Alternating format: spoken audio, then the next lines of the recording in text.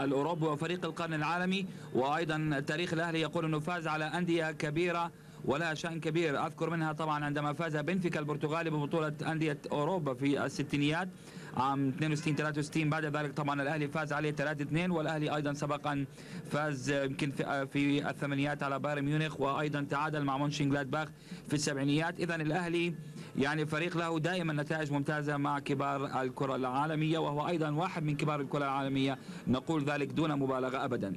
الأهلي الجديد طبعا وقد عزز صفوفه بالعديد من الأسماء الشابة، وهو يحاول أن يسترد بطولة الدوري المصري التي ذهبت إلى منافسه التقليدي شقيق. تنفذ الركنية عالية على الزاوية البعيدة، ولكن عند عصام الحضري.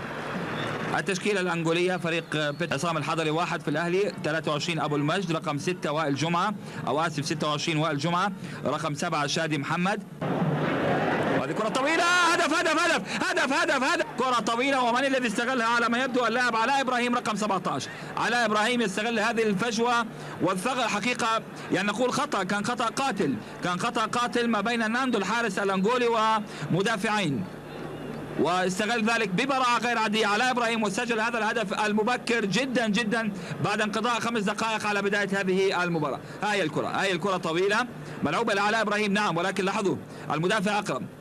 ممتاز علاء إبراهيم، حاول يلمها طبعا، حاول يلم الكرة من فوق راس المدافع جلية، ولكن جلية عاصمة لشبونة، بنفيكا وسبورتينج لشبونة، واخر فريق طلب حقيقة كان هو فريق سبورتينج لشبونة. اخطاء ويحاول فريق الاهلي يستغلها، وتسديدة من بعيد من علاء إبراهيم الذي يبدو متعبا لدفاع الفريق الأنغولي.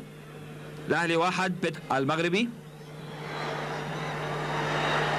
محاولة مرة أخرى داخل منطقة الجزاء، فرصة ومهارات رائعة، مهارات فريق، فرصة ممتازة كرة زالت خطيرة، الله يا حضري، لا بيترو أتلتيكو إمكانيات رائعة بالفعل. لاحظنا الكرة العرضية صدها عصام الحضري وعادت إلى المتابع على ما يبدو ميامبا فانجا. ممتاز الحضري، ممتاز عصام الحضري الحارس اليقظ الذي على ما يبدو أصيب. متى بيلا يطمئن طبعا على حارس الأهلي. هاي الكرة مررت من جوناس اللي كان في الخالي طبعا على ما يبدو فيلينو لوبيز، وعادت الى الخالي من الرقابه، من اعتقد بيافانجا اللاعب الكونغولي. فرصه كبيره تضيع على الفريق الانغولي للتعادل،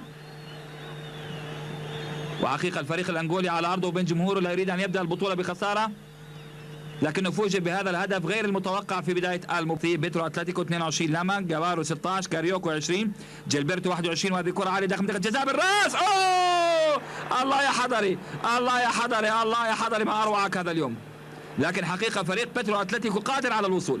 اين دفاع الاهلي؟ يعني لولا عصام الحضري هذا اليوم كان هناك على الاقل هدفين.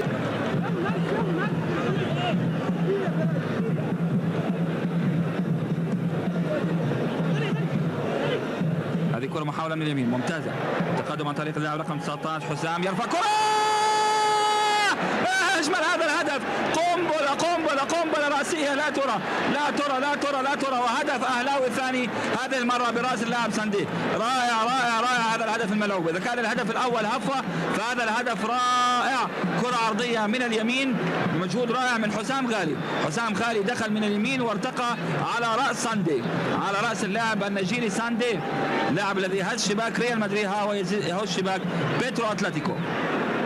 هدف رأسي لا يرى أبدا وكرة أين التحليلي أصر على أن يعطي هذا اللاعب حقه بالفعل، لأنه كان من اللاعبين الذين قدموا الشيء الكثير مع المنتخب المصري في بطولة شباب في مونديال للشباب الأخير. هذه كرة مرة أخرى الأهلي متقدم بهدفين، هذه النتيجة أعتقد ربما ستستفز أكثر الفريق الأنغولي. على اليمين كرة لا زالت خطيرة ومحاولة، وكرة تحولت إلى ركنية مسافة قريبة. فريق بيترو أتلتيكو قادر على الوصول، ولكن الأهلي يلعب بتكتيك فعال، أمامية قصيرة، والجمهور الأنغولي لا يبدو راضي بعد أن فقد فريق الكرة. أداء جميل، وهذه فرصة ممتازة عملية الاختراق، والكرة هيئت على ما يبدو من علاء إبراهيم لخالد بيبو، أو من هذا اللاعب؟ هذا وائل رياض جاء من اليمين وتابع هذه الكرة. وائل رياض أيضا اللاعب الصاعد وصاحب الإمكانيات الكبيرة. هاي الكرة مرة أخرى،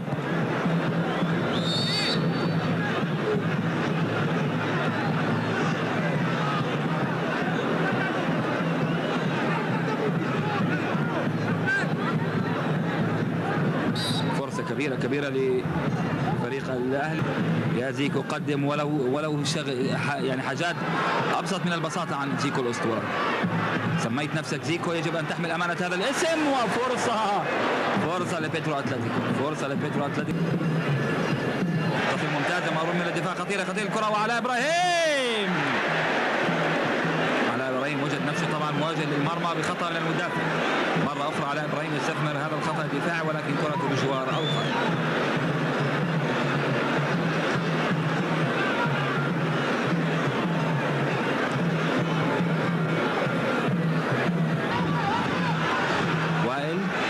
وائل رياض، هشام حنفي مع وائل رياض، 1-2 جميله. وائل يقتحم وائل رياض، وائل يسدد الكره، ممتازه المحاوله، ممتازه. هذا وائل رياض حقيقه لاعب له شأن قادم في الكره المصريه. والكره بيافانجا على يمين، خطيره، وكره عرضيه على هذه الكره.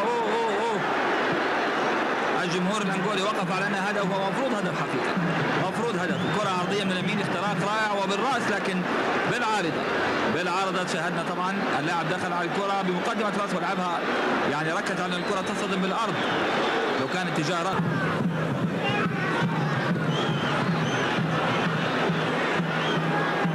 بيافانجا امامي داخل الجزاء، وفرصه وممتازه الحضري. يا سلام يا حضري، يا سلام، ما شاء الله عليك.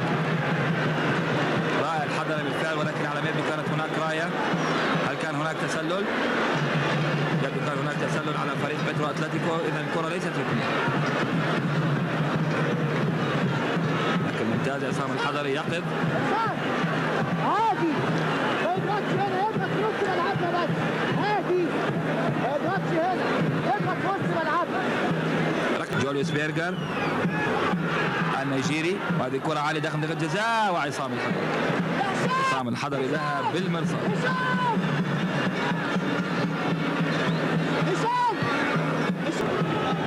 زيكو اماميه ملعوبه، خطيره الكره داخل الجزاء، خطيره، والحضري يغادر مرمى، الحضري يغادر مرمى ويصل الكره. ويبدو ان ماذا يقول حكم المباراه؟ ماتابيلا ماذا قال؟ ماتابيلا لم يشاهد الحكم ماتابيلا، ولكن نستمع الى صراخ غير عادي من الجمهور. يبدو انه اشار الى نقطه الجزاء، يبدو انه بيتروس ماتابيلا الحكم الجنوب افريقي احتسب ركله جزاء.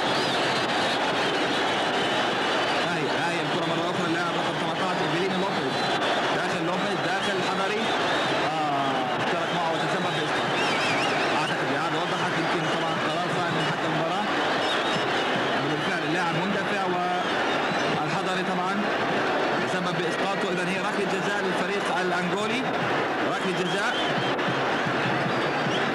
من يتصدى للكره اطلاقا؟ لا نشاهد من هو من يتصدى، لكن نشاهد عصام الحضري متحفز، يبقي النتيجه كما هي، ويسجل اللاعب الانغولي، هدف ويقلص الفارق. بيترو أتلتيكو 1 الاهلي 2. هذا هو صاحب الهدف اللاعب فلافيو رقم 11. المباراه ستشتعل اكثر بعد ركله الجزاء هذه التي ترجمها بنجاح اللاعب فلافيو. حقيقه الكاميرا بعد الهدف سلطت على اللاعب فلافيو، ولكن اللاعب الذي نفذ الكره حقيقه لم يكن واضحا امامه. الان واضح، هو فلافيو بالفعل الذي سجل الهدف الانغولي الاول. بيترو أتلتيكو 1 الاهلي 2، وباقي 19 دقيقه وقت اصلي على احداث هذه المباراه، وقت طويل.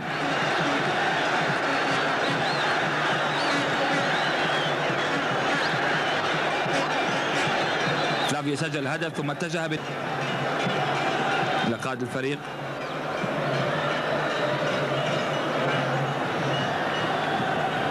يفقد الكره مره اخرى فريق اتلتيكو، بيترو أتلتيكو، وانطلاقه من اللاعب رقم 23 ابو المجد مصطفى، ابو المجد يحول الكره رائعه، والنهايه ممتاز الحارس الانغولي.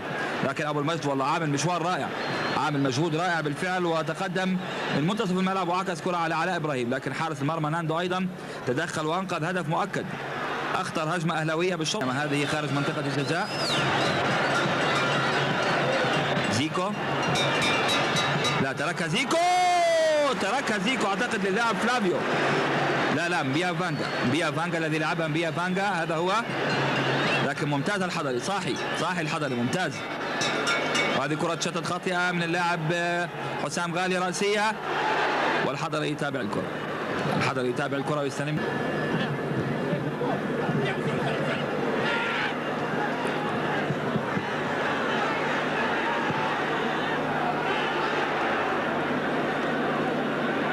إذا اللاعب الذي دخل يمكن يكون اللاعب حقيقة غير واضح، اللاعب الذي دخل بفريق النادي الأهلي أعتقد أحمد أبو مسلم، لكن والأهلي يريد أن يحافظ على تقدمه بعد هدف بيترو أتلتيكو من ركلة جزاء.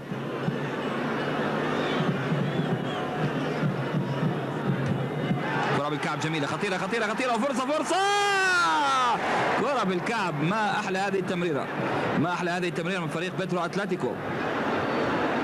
وعلى ما يبدو أفيلينو لوبيز الذي تابعها. هي ركلة أفيلينو لوبيز ممتازة. عصام الحضري، خرج عصام الحضري وبالفعل وكأنه يعني ضايق كثيرا اللاعب لوبيز الذي لعب كرة عالية. كرة في مكان ممتاز بالفعل، فرصة الأهلي. هشام على الكرة، هدف، الكرة هدف، الكرة هدف، لكن كيف دخل الهدف؟ هدف هدف هدف هدف هدف أهلاوي ثالث، هدف أهلاوي ثالث، لكن أي سوء حظ. يا حرام يا حرام يا حرام عليك يا من تسببت في قطع الصورة من المصدر. عموما من المصدر هذا الهدف بالفعل شاهدنا الكرة ثالث، هدف أهلاوي ثالث، لكن أي سوء حظ. يا حرام يا حرام يا حرام عليك يا من تسببت في قطع الصورة من المصدر. عموما من المصدر هذا الهدف بالفعل شاهدنا الكرة تدخل المرمى، لكن كيف جاء الهدف؟ هذا أبو هذا طبعا أبو أهلاوي الثالث لم نشاهده. ها هو شكرا لمخرج المباراة، شكرا أبو مسلم. يا سلام عليك يا أبو مسلم، يا سلام عليك يا أبو مسلم الذي تلقى الكرة ولعبها، طبعا لعبها تلمس يد الحارس ناندو وتعلن الهدف الأهلاوي الثالث. هدف جميل. الآن طبعا شاهدنا الهدف بالإعادة البطيئة. بيترو، وهذا حكم المباراة على ما يبدو بيدروس ماتابيلا.